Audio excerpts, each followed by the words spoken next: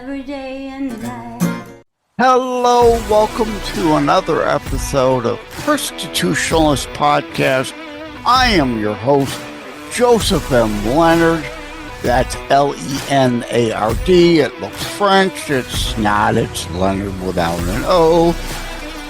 Thank you for tuning in.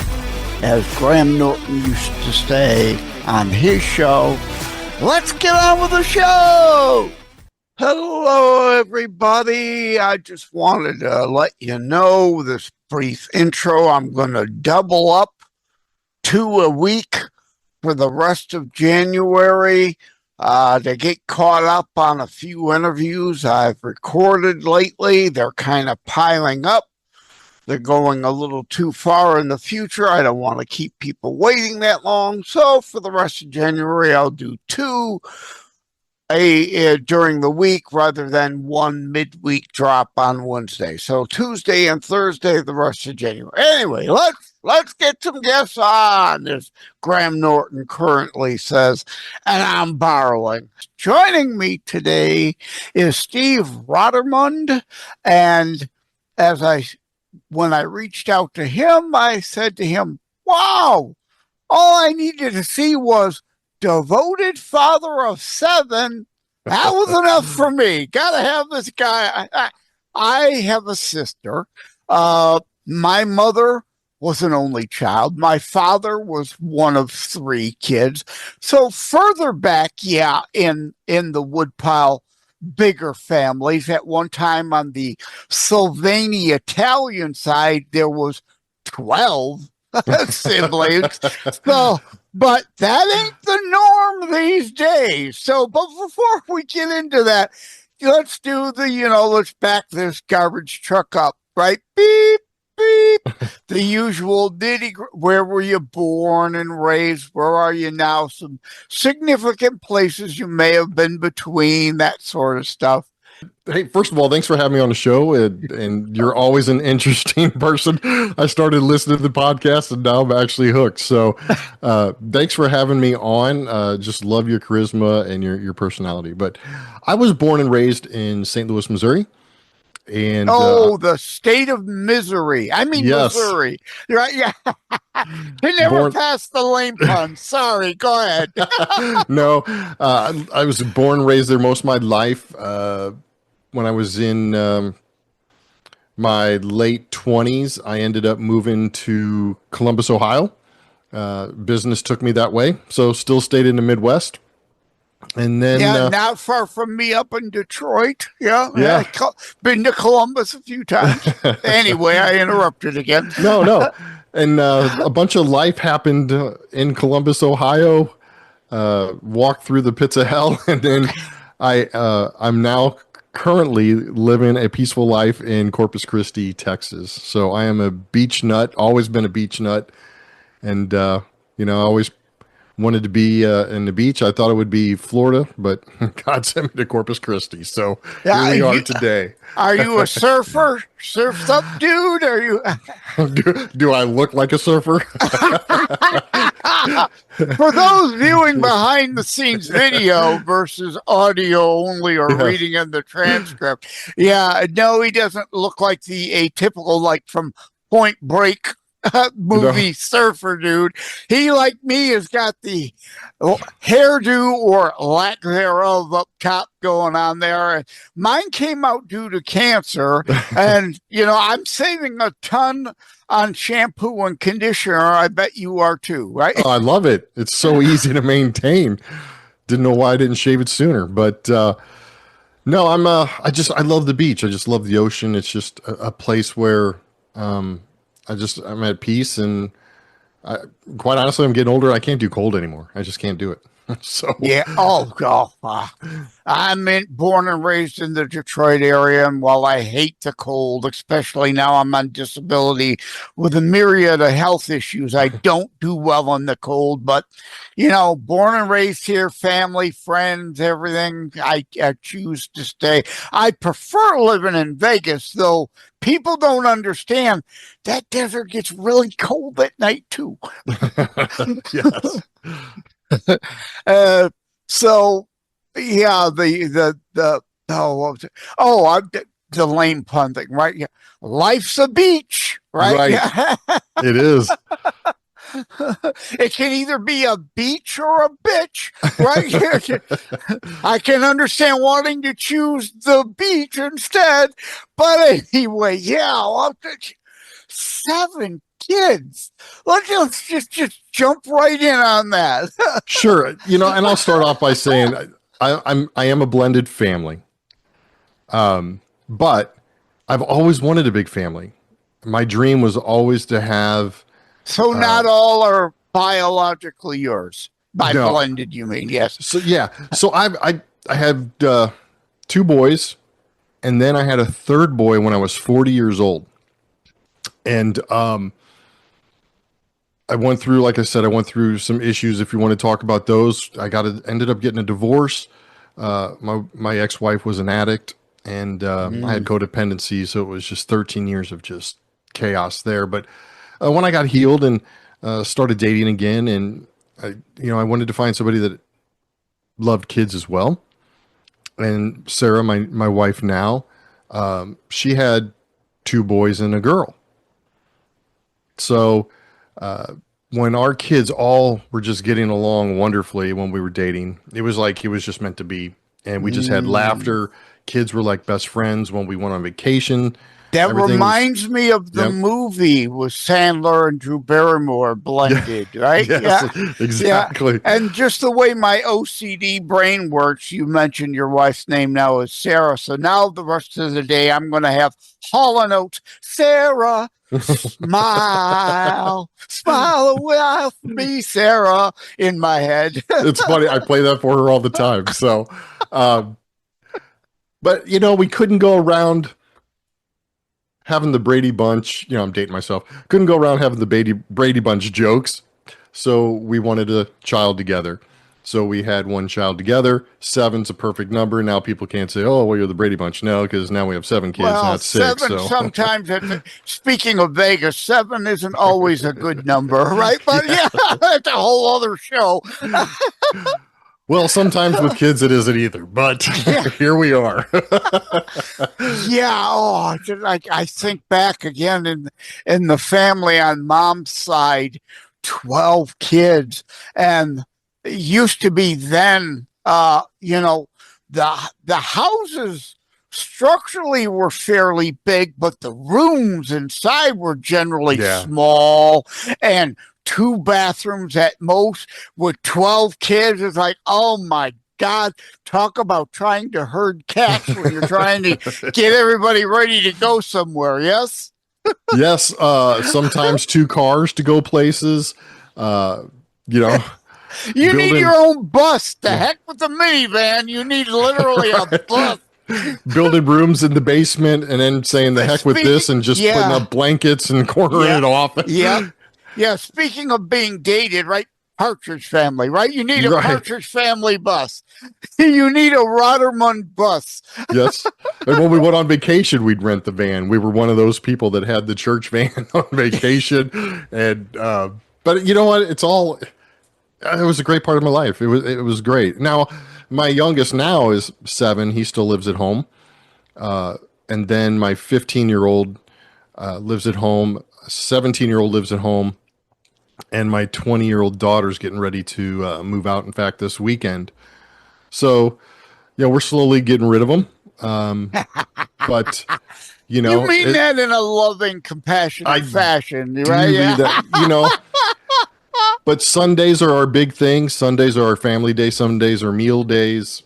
And, the hope is the kids stay around here and end up wanting to just have grandkids here, and every weekend is just nothing but just family time. You want the emptiness in one way, and on the other way, you want to keep them.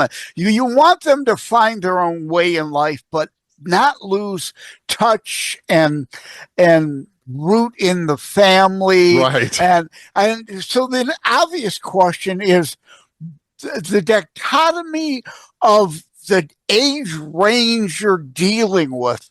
I gotta ask about that. Yeah, so my oldest is 28. And then my second oldest is 26. Or yeah, 26. And then her oldest is 21, and he's in the Air Force. And then her daughter's no, he's 22, and then her daughter's 20. And then her son is 17, my son's 15, and then the son we had together 7. So the other thing I gotta ask, yeah, did you hit the Mega Millions, or did you tell them all, if you're going to college, you're on your own, you're paying for it yourself? they're all on their own. And they're doing okay. But the phone bill was like a mortgage payment. They all have to have iPhones, they all have iPads, and thank God the school hands out laptops these days, or we'd be I'd have a tent behind me, living in a tent. But it's still, God provides. I mean, going through the ups and downs of the economy and transitioning through presidencies, we were able to just always provide and be provided for. Yeah. And I'm not rich by any means, but I'm rich with just the love of a family. So on the inside, yeah. Yeah. You're not rich in bank account, but your life is very rich. And full disclosure, I was married, still wear my ring, divorced. My ex-wife and I never did get around to having kids. I always thought I'd have kids, but it just never happened. But as a Christian show, I do say, back 2,000 years ago, when there weren't as many people on the planet, the self-perpetuation of the species meant a little more. Today, if that's the only thought of a meaning to life is popping out kids, then I'm sorry, I think then there's no real meaning to life. With or without kids, there's got to be more. Right. There's way more. I mean, I'm a full believer we're meant to be love and light. And what better way to create disciples than with your own kids? That's where you start, right? It starts at home. And then you work your way outward from there. Back to college, and hope the university professors don't totally destroy what you've raised. Hopefully. The one son, kind of teetered the line with a little bit more left than I'd like to go, but you got to love him in his mess, right? Stay with us. We'll be right back. Every life is a story. Some just end too soon. Ryan's life unfolds through words on paper, dreams of youth, love discovered, and the challenges of growing up. He found purpose in love, joy in family, and meaning in every small moment. But even the strongest hearts can break, and sometimes life takes unexpected turns. Through laughter and loss, Ryan leaves behind something greater than memories, a lasting legacy. A short story, A Lasting Legacy, by Joseph M. Leonard. A moving reflection on life, love, and the stories we leave behind. Available on Amazon in ebook, paperback, and hardcover editions. By Joseph M. Leonard.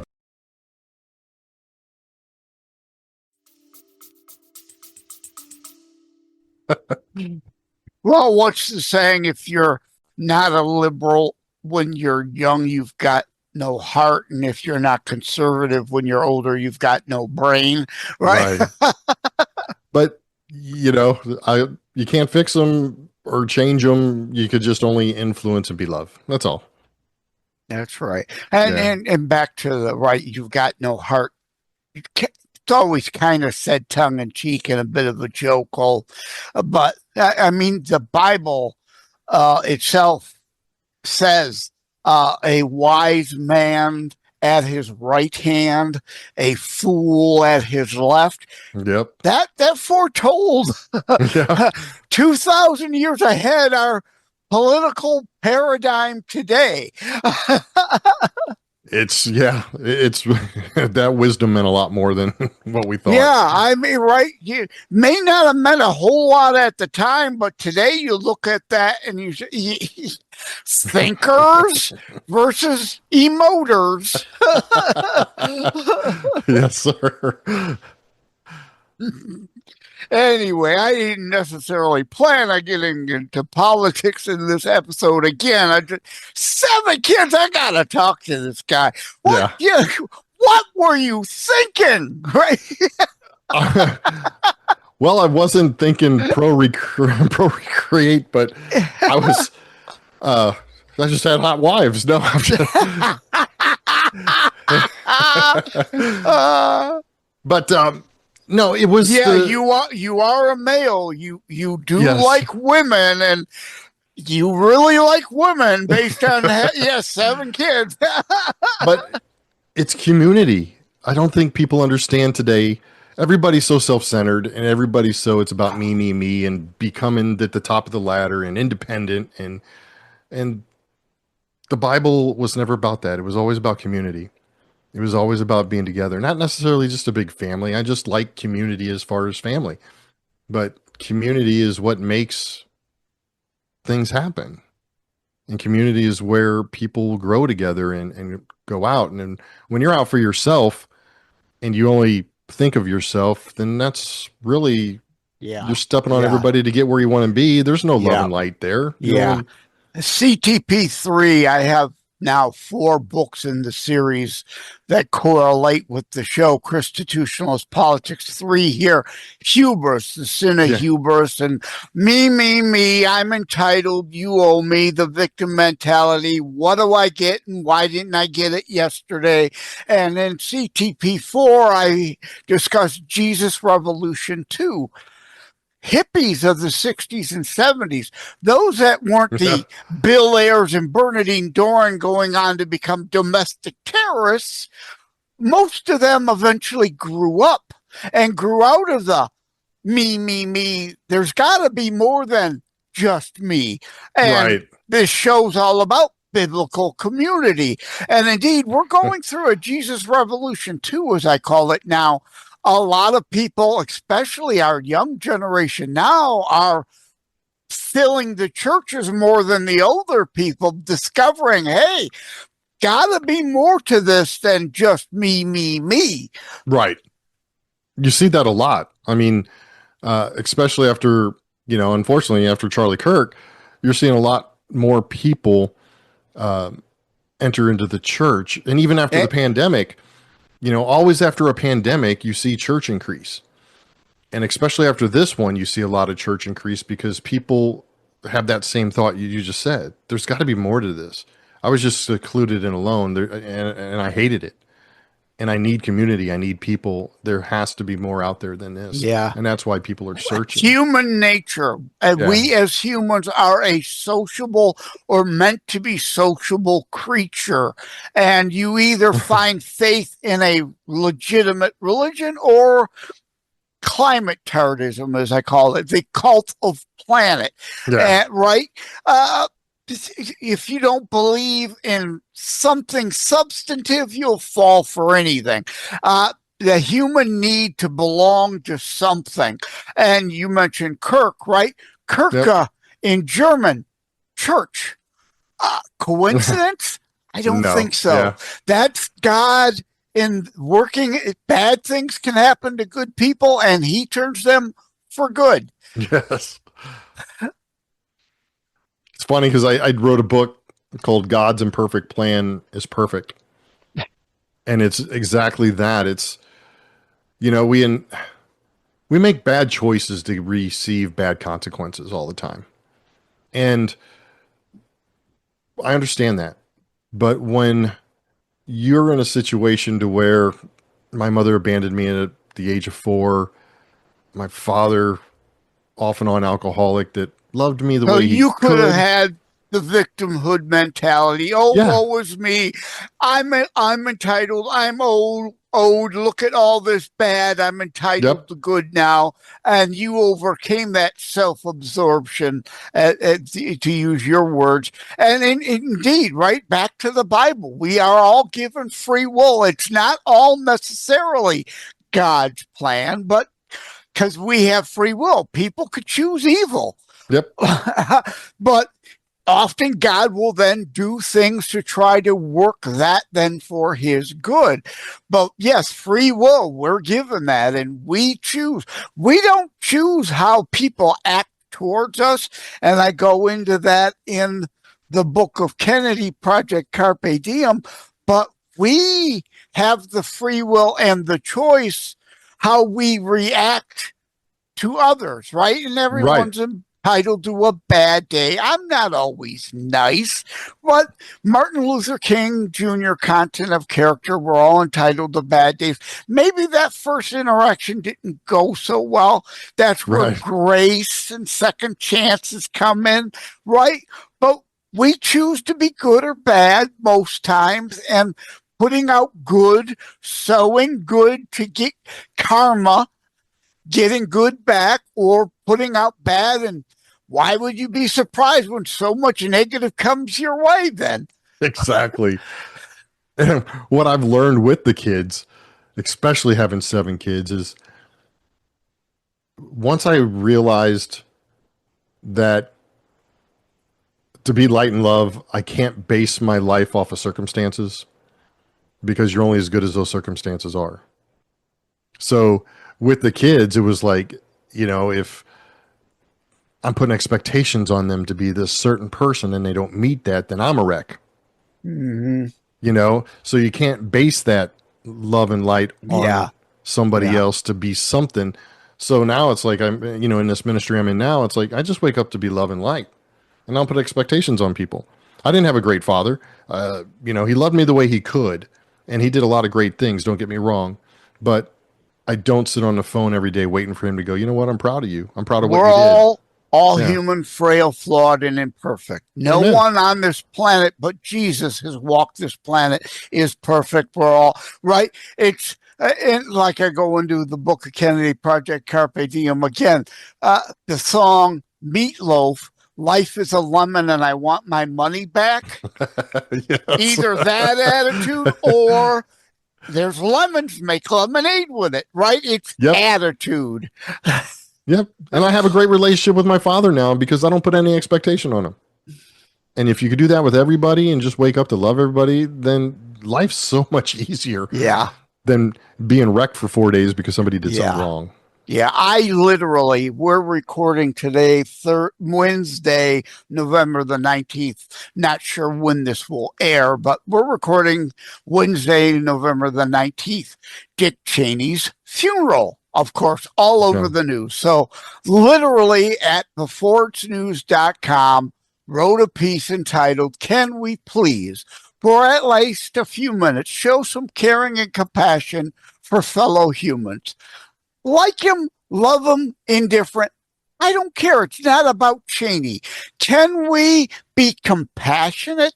A family lost a family member. Friends lost a friend. Yep. Can we at least say thoughts and prayers to them?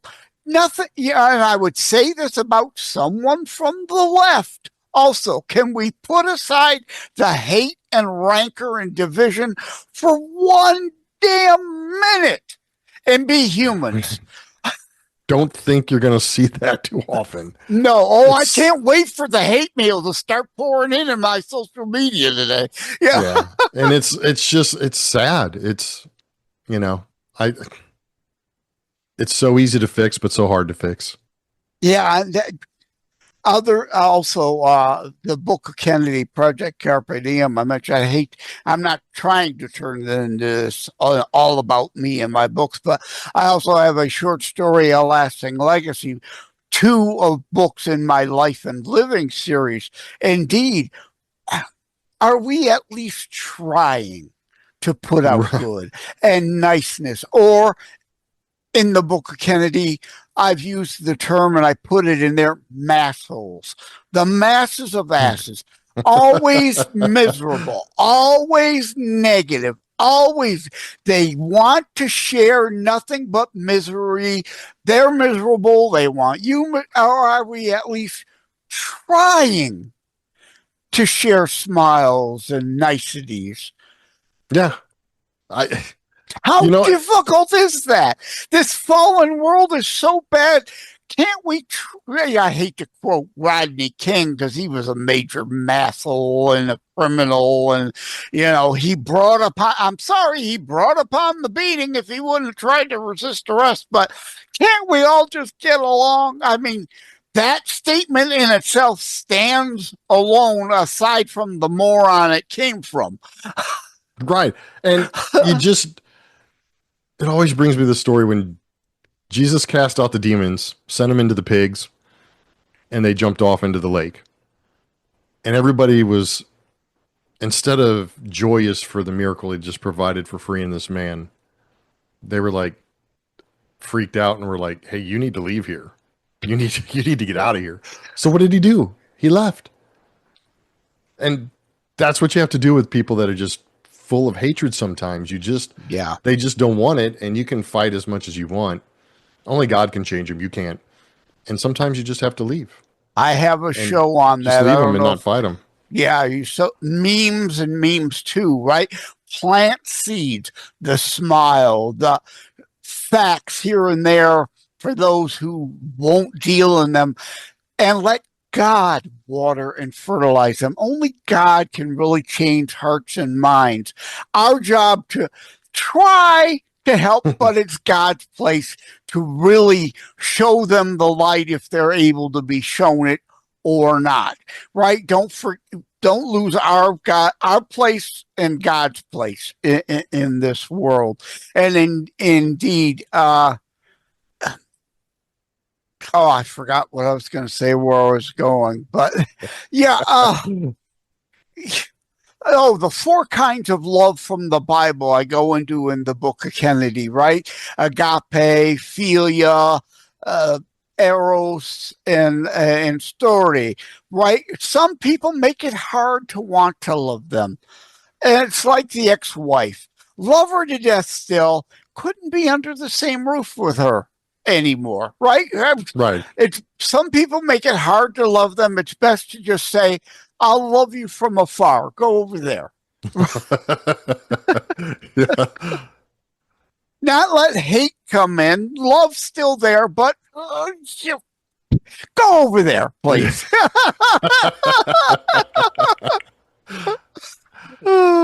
Anyway, thank you, Steve Ruderman, for coming on. I enjoyed our chat. If people want to reach out, do you have a website? I do. It's walkrightministries.com. Yeah, I remember that from the emails, Walk Right Ministries. Yep. I'm writing it down so I don't forget. We'll add it in on the scroll and post video for those things behind the screens. And another joke, I can never pass the link. Ministries. I don't have a ministry. I have a largestry. I like it. I like it. You Dad can joke. borrow, yeah. You dad borrow, joke 101. Yeah, you can borrow that. Just remember where you heard it. Yeah, no, I appreciate you plugging in. Thank you for having me on. And those that are interested, I hope people get unstuck. Yeah. All right. Take care. God bless. Love you all. God bless you. Love the conversation. Wait. Hold on. Here's another of those tack-on, add-on segments, right? I want to apologize in a way. When I invite guests on, it is not a pretense, or I don't sit around plotting, I can have this guest on, and I know that then I will have 12 opportunities to sneak in references regarding my books. That's not how this goes. That's not my intention. I apologize for all the mentions about my books, but they came up because Steve and I were on the same page. Yeah, writing books, pun intended, in that case, right? And Steve said things that triggered me in a good way, not the leftist, emotional, hysterical snowflake kind of stuff. Oh, I'm so offended and upset. Oh, I'm going to throw a tantrum. No, right. Triggered as in thought, as in, ooh, what you just said. I agree with so much. And indeed, in this book or that book or whatever book, I'm mentioning what's in there by way of not just, ooh, great, another chance to throw in one of my book titles again. No, the point being is, yes, agree. I keep trying to talk about it all the time, not just on this show, but indeed in my books, and indeed, right, loving someone from the four types of love, as I mentioned, and indeed, some people make it hard to want to love them. And as Christians, we sure don't want to hate. We want to love even our enemies, right? But loving someone doesn't necessarily mean being able to put up with them all the time, right? I love you to death, but from afar, I love you from afar. So I just wanted to tack this on. I don't plot and plan every episode. Ooh, how can I sneak more references to my books in these episodes? No, not the point, not the intention. And I apologize that sometimes some of these episodes kind of go that way.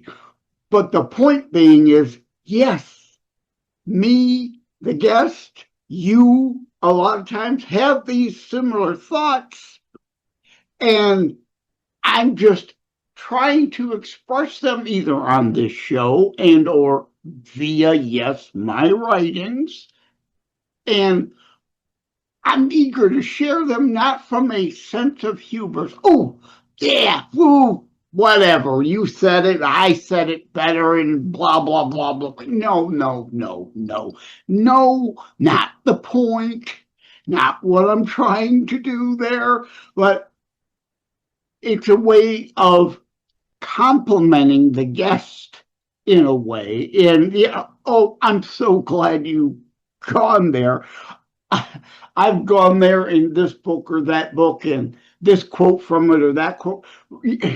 Absolutely. We are on, again, pun intended, the same page. All right. Anyway, apologies. Just, my intent, I don't want to be misread. Ooh, there's another writing pun, huh? Oh, I felt it necessary to tack this on.